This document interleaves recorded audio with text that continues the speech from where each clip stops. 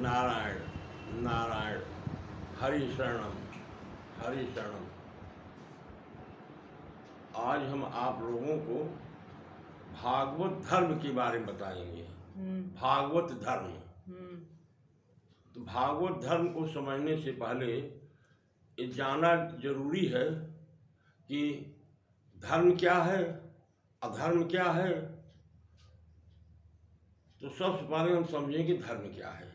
धर्म माने जो धारण किया जाए, जो आचरण में लाया जाए, हम कैसे अपना जीवन यापन करें कि लोग भी सुधरे परलोक भी सुधरे, उसी का नाम धर्म है। धर्म धर्म कैसे हम जाने कि क्या धर्म है, कैसे कौन सा धर्म आचरण करें। तो कहा गया है हमारे शास्त्रों में कि वेदः स्मृति सदाचार स्वस्थ च प्रेमात्मना एतर चतुर्विधम प्राहु साक्षात धर्म लक्षण।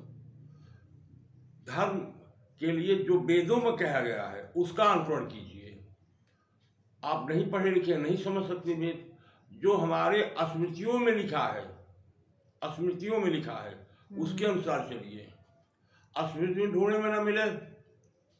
सदाचार, जो हमारे संत समाज हैं, जो हमारे बड़े बुजुर्ग हैं, उनके द्वारा आचरित आचरण का पालन आप करें, ये आप धर्म है। अगर आप शंका में हैं, दुविधा में हैं कि धर्म क्या है, तो आपकी अपनी आत्मा जो गवाही देती है उसको करें आप। यही धर्म के 4 लक्षण है जी। यही 4 लक्षण जो है धर्म के हैं। अब यही वेद पुराण शास्त्र, इनको शास्त्र कहा गया है। सीधी सी बात है कि हमारा आचरण अगर शास्त्र सम्मत है, वेद के अनुकूल है, पुराण के अनुकूल है, मनुस्मृति के अनुकूल है, तो हमारा आचरण धार्मिक है। अगर वैसा आचरण हम नहीं करते तो हम वो अधार्मिक है। लेकिन उसका उल्टा करते हैं तो विधर्म है। अधर्म माने शास्त्र के अनुकूल, अधर्म माने उसके अनुकूल नहीं है, विधर्म माने उसका उल्टा है, उसका उल्टा है। ये हमारा विधर्म हुआ। अब उसके बाद देखें कि फिर कर्म क्या है। उसी प्रकार से जो शास्त्र सम्मत कर्म है वो कर्म है। शास्त्र के अनुकूल न चलना अकर्म है, उसके विपरीत चलना विकर्म है ना। उसके अनुकूल न चलना जो है वो विकर्म है। अब धर्म के भी 4 चरण होते हैं। पहला चरण है सत्य। सत्य का मतलब अंदर से और बाहर से दोनों तरफ की पवित्रता। जो अंदर है वही आप बाहर भी हैं। अंदर कुछ सोच रहे हैं, मुझसे कुछ बोल रहे हैं, वो सत्य है। जो अंदर है वही बाहर भी रहे, वो सत्य है। अंदर से भी, अंदर की पवित्रता क्या है? अंदर की पवित्रता क्या है? काम, क्रोध, लोभ, मोह, मद मत्सर, चारों से आप दूर रहें और शरीर को आप नहा धो करके विधि विधान के साथ स्वच्छ रखें आप। ये आपका पहला चरण हुआ। शौच, पवित्रता।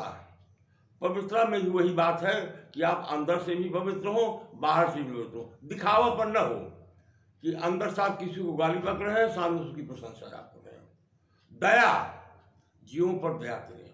जिस जीवों पर दया करें, ये जीव जो हैं ये भगवान के बनाए हुए हैं। हमको जिस लायक भगवान ने बनाया है उस लायक उसकी मदद करें। जो हमारी हैसियत है, जो हमारी स्थिति है, उसके मुताबिक लोगों पर दया करें। दान, सुपात्र को दान दे, कुपात्र को नहीं। एक शराबी को आप दान दे दो, जाकर शराब पिएगा। तो सीधी सी बात, आपके हिसाब से जो आदमी आपके धन का सदुपयोग करेगा उसको दान करें। गरीब को दान करें। सत्कर्मी ब्राह्मण को दान करें, शराबी ब्राह्मण को नहीं। जो सत्कर्मी हो, उम्मीद करें कि ये जाएगा तो अपने सदुपयोग में लाएगा। तो सत्य, शौच, दया, दान, ये आपके धर्म के 4 चरण हैं। तो कर्म के भी 4 चरण हैं। पहला चरण है ध्यान, यानी तपस्या। तपस्या धर्म पर टिके रहने के लिए, अपने धर्म से विचलित न होने के लिए कष्ट को सहना ही तपस्या है। तपस्या का मतलब कि हम अपने धर्म पर न डिगे अपने धर्म से, उसी का नाम तपस्या है। तप, ध्यान, ईश्वर का ध्यान करें आप, सब कुछ हो। और दूसरा क्या है? यज्ञ।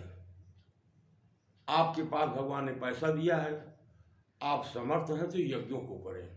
जैसे श्रीमद् भागवत का ज्ञान यज्ञ लोग करते हैं, पूजा पाठ भी यज्ञ में ही आ जाता है। बड़े बड़े राजा महाराजा पहले अश्वमेध यज्ञ वगैरह किया करते थे, यज्ञ है यह।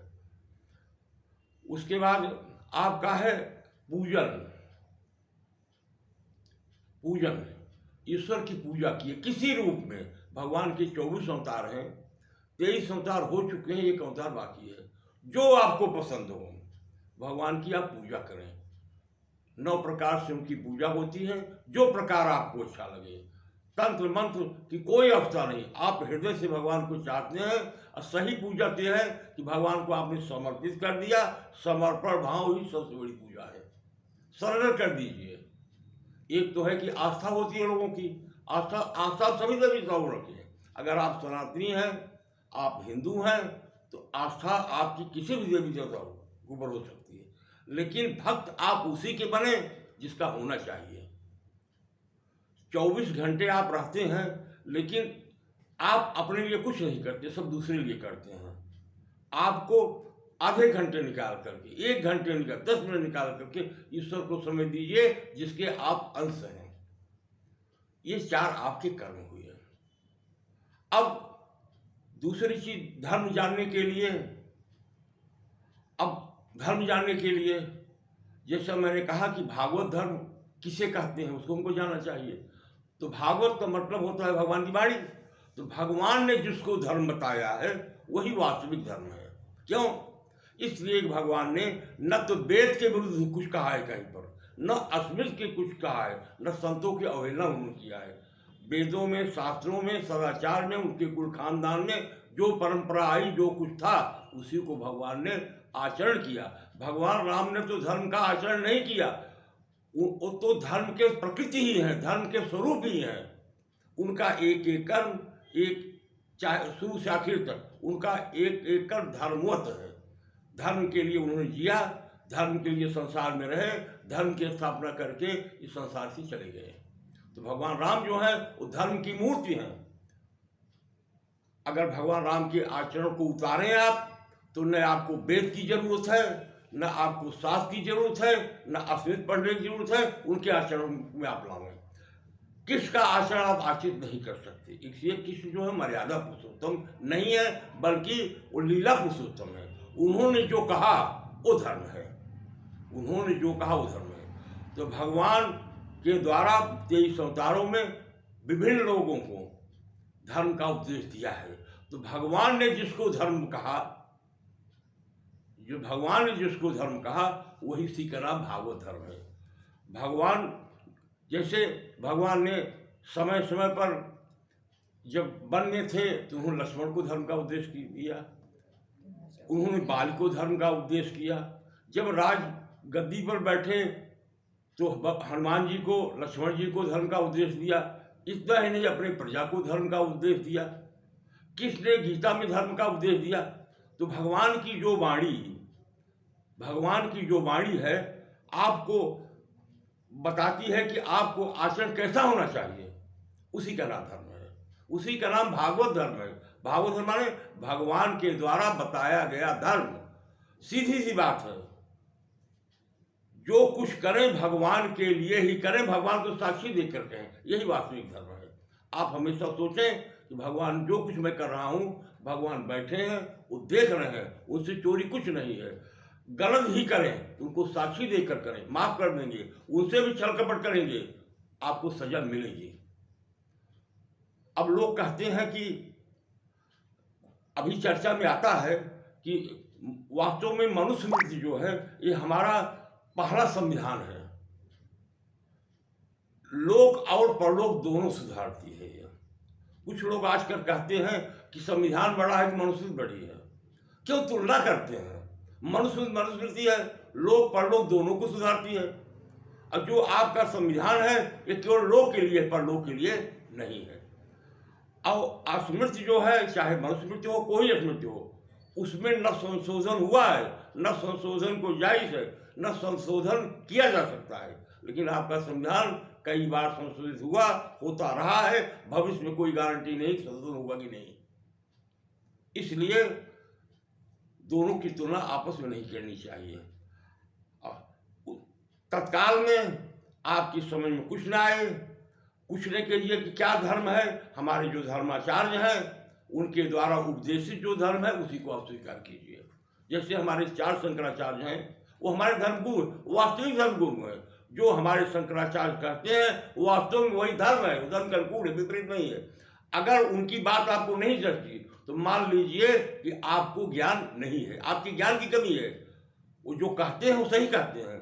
और जो ये राजनीतिक संत लोग हैं इनके चक्कर में नहीं पड़ना चाहिए, जो किसी के सम्मान में, किसी के कहने पर, किसी से पैसा लेकर कथा के माध्यम से, प्रचार के माध्यम से जो संत हैं इनकी चक्कर में न पड़ करके आप धर्म के आचरण के लिए वेद, स्मृति, पुराण, शास्त्र का अवलंबन कीजिए, अन्यथा भगवान राम की चरित्र का अनुकरण कीजिए। कृष्ण के द्वारा कही बात को मानिए, न कुछ समझ में आए तो हमारे धर्म गुरुओं जैसे जगत गुरु शंकराचार्य वगैरह हैं इनकी बात पर आप विश्वास कीजिए। यही वास्तव में भागवत धर्म है। धन्यवाद। जय नारायण, जय श्री हरि।